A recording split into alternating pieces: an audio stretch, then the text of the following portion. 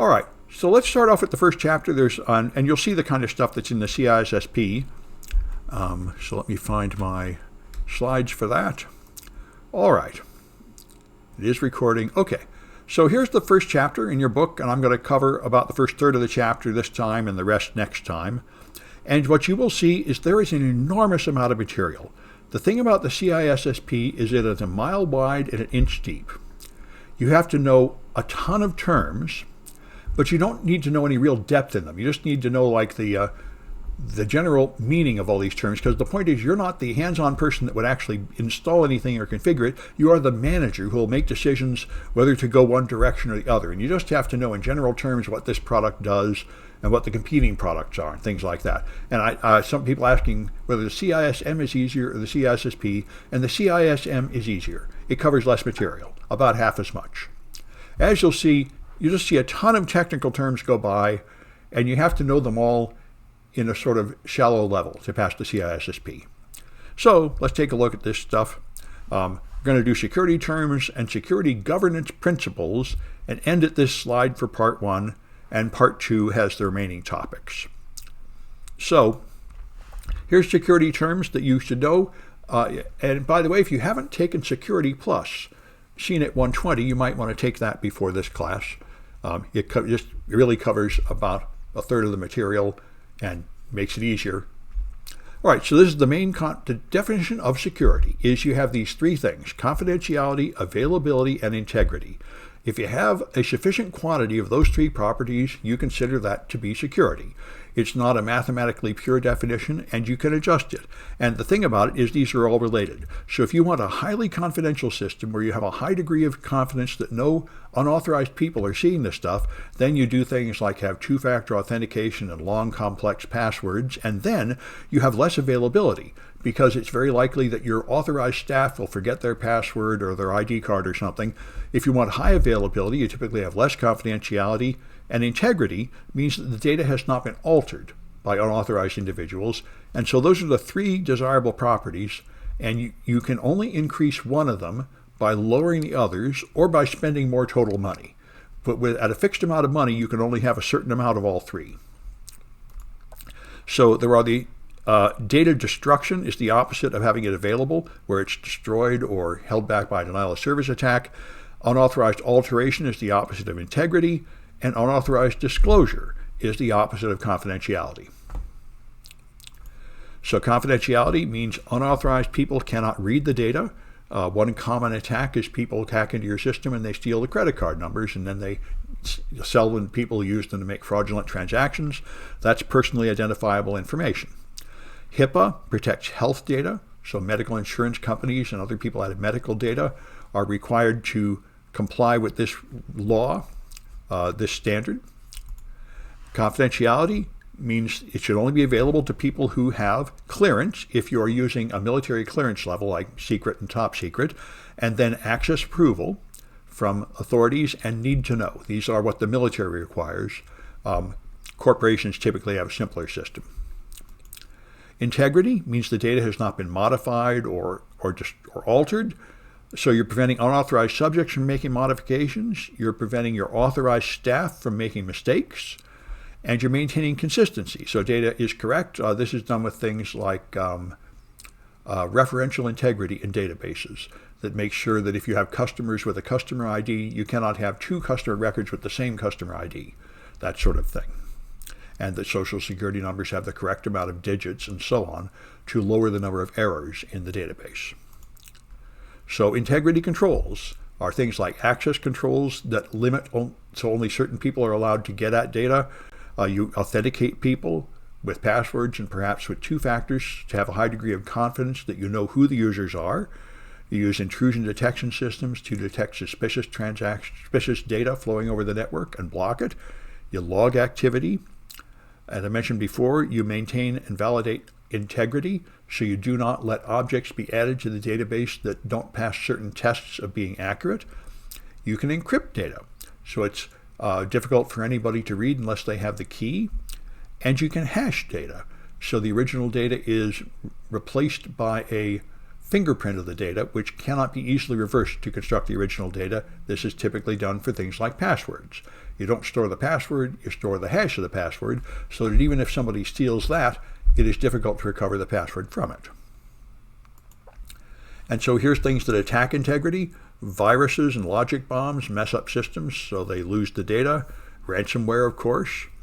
Unauthorized people getting in. Errors, either accidental or deliberate and malicious. And backdoors. Extra accounts that let unauthorized people in. There was a time, perhaps 20 years ago, when it was extremely common in the industry that when you buy anything, they would put an unauthorized backdoor in it for their own help desk to get in. And Cisco got caught doing that like 8 times in the last 2 years and had to have security warnings. It's no longer considered a good practice, but a lot of people still make that error. So availability is just means that your authorized users can connect to the system and get service. If they can't, then you have a denial of service. So to avoid this, you have to have a network with backups, 2 routes, 2 switches, 2 cables, so failure of one device does not cause the whole network to go down. Things like server clusters. So here's things that threaten availability. Windows Quick Assist app, I don't know that one. Anyway, so your devices will fail like hard drives, errors, heat, power outages, and so on. And of course, denial of services attack, which are a flood of traffic on the network that cause a server to stop working. And the most common reason is just your own staff makes a mistake. Install some bad software, turn something off, This is the main reason people go down. But sometimes it's from attacks, like the Colonial Pipeline ransomware attack, which was Russia attacking our networks. And so you can have controls to improve availability. You have backup systems, caching servers, reverse proxies in front of your website, and so on. Oh, a remote tool. Oh, Windows Quick Assist app. Oh, I didn't know that one. I knew remote assistance and remote desktop protocol, but Quick Assist may be another one, or perhaps a wrapper around one of them. Anyway, access controls limit people that can get to, say, the management page and turn things off. You monitor performance, have redundant systems.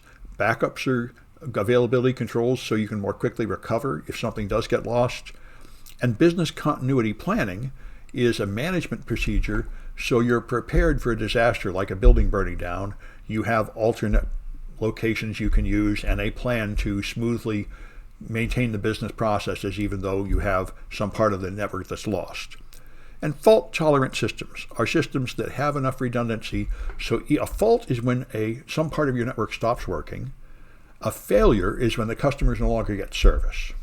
So if you have 2 servers and one of them fails, that's a fault, but it's not a failure because the other server continues to provide service to the customers. So that's what a fault-tolerant system is, something like a RAID array where one hard drive can fail, but the other hard drives will continue to provide service anyway. So you balance these. You can never have all 3 things up to a perfect level. You have to choose what you're going to do. More confidentiality means less availability, and so on. So if you're a military installation handling top secret information, you would like to have a really high degree of confidentiality, and you are willing to have it be very unavailable, where it's very difficult to get on. You have to pass a guard which examines you. You have to know a long password, have an access card, and you accept that sometimes your authorized people will be stuck trying to jump through these hoops and won't be able to get in. But that's an acceptable cost, which means making sure that no unauthorized people get in. Whereas in the college, we have open labs that are just open doors. Anybody can wander in. There's no password. They're high availability and no confidentiality. It's just you have to decide what balance of this constitutes security under your circumstance. So auditing is measuring the success, performance of an application, and accounting is logging it.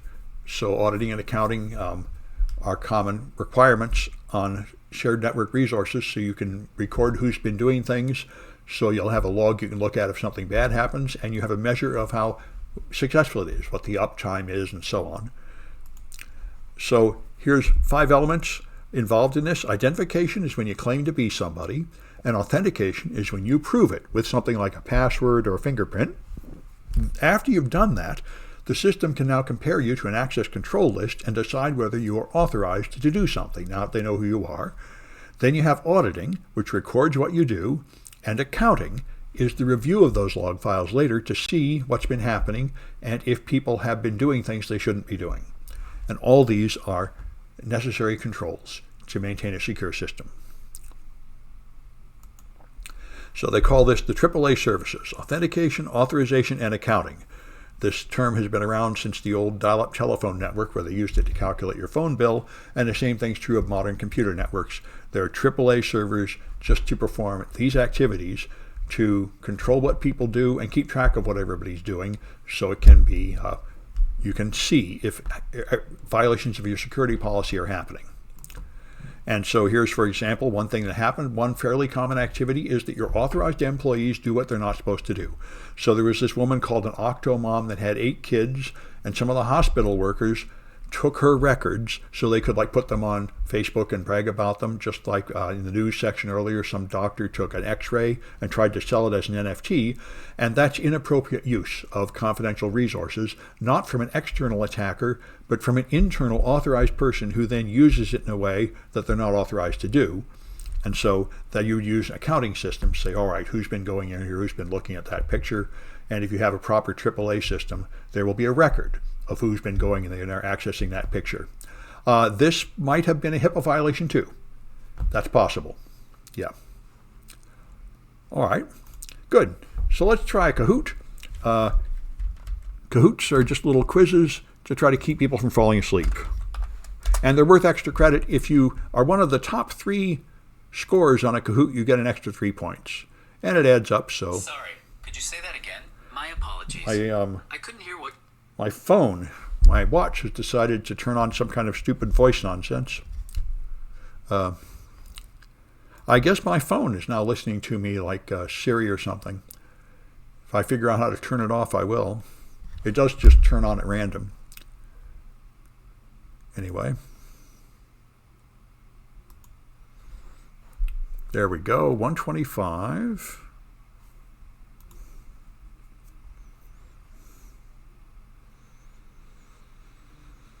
(1A), there we go. All right. Let me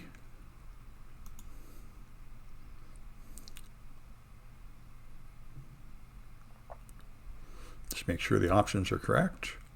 Aha. Yeah, there they are. Good. Okay. All right. So what you do is go to kahoot.it and then type in this number, and then you can just participate in this little quiz show if you want to. I'll make a place to record the winners.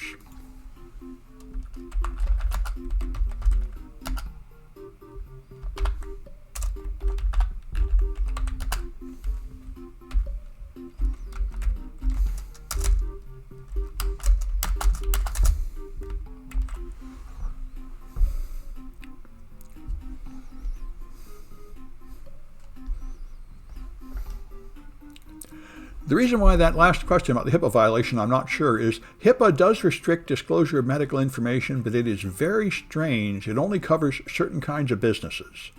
So I'm not sure if that particular act would exactly violate HIPAA. I found that out when I analyzed a bunch of Android apps that handled health information insecurely. And I told them they were violating HIPAA, and some of them sent responses from their lawyers saying, no, we can send unencrypted medical data from the app to the server, and that doesn't count. That doesn't violate HIPAA. I'm like, I don't like it anyway, but apparently HIPAA does not cover all the foolish things you can do with medical data, just certain specific ones.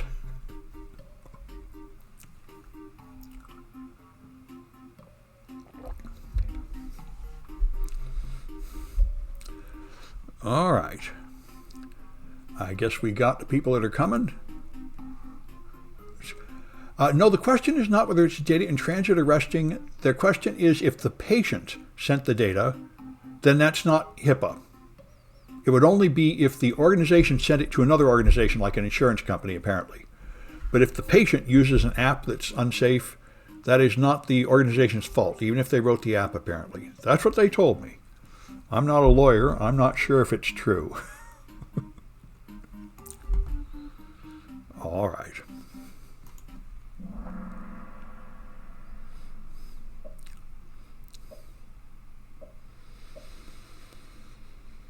All right, so a hacker defaces your home page. What has been compromised here?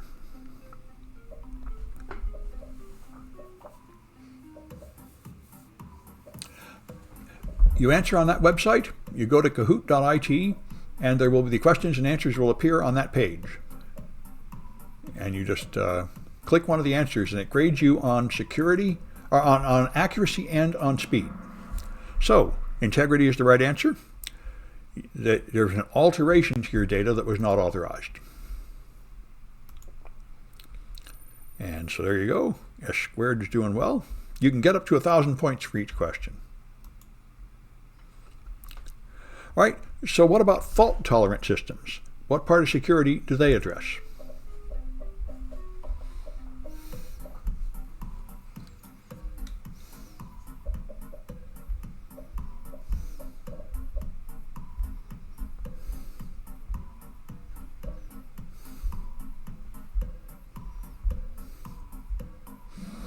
Okay, that's availability. Yeah, the fault, because they have redundant systems, so a fault of one device does not lead to a failure of service for the end user.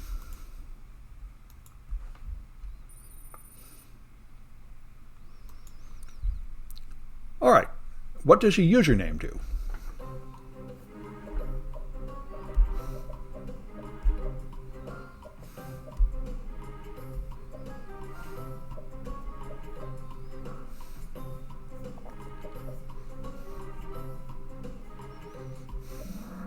That is identification. That's just claiming to be somebody with a username.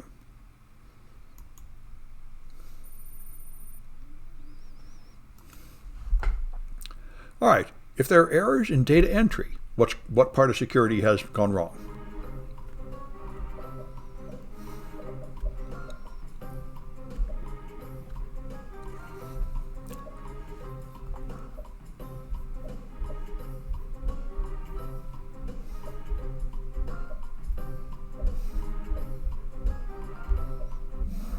Okay, that's a failure of integrity. The data is not getting accurately recorded. All right. And what's the purpose of an access control list?